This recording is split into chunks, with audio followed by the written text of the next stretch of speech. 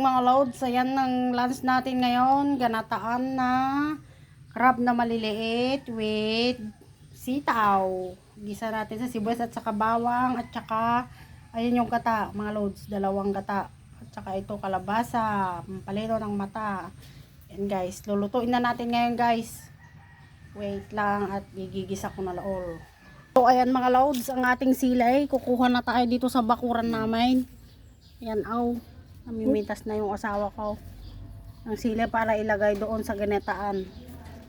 Ito ang dami ng bunga mga loads. Ayan mga loads, ilalim bunga na marami mga loads sa ilalim. Thank you. Nalata mga loads. Matindag ba? Kalmon mga loads, yung aking silay sa bakuran. Yun.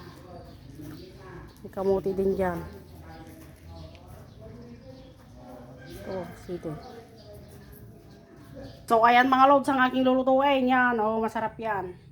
Mga loads.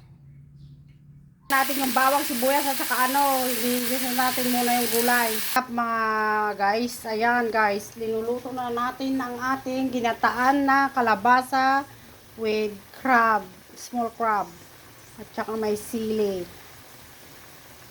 Wait lang natin, mamaya tutubigan ko na ng gata. Ayan guys, ilalagay na natin yung ating gata. Kumama nga lang po. Creamy gata. Ayan mga loads.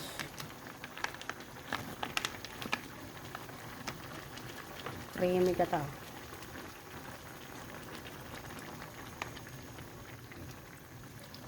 Guys, ang aking ginataan na crabs na maliliit with sitaw and kalabasa, pangpalinaw ng mata. Ayan guys, kumukulo-kulo na ang ating ginataan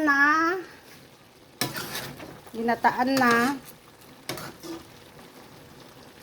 sitaw at saka creamy po siya guys. Yan.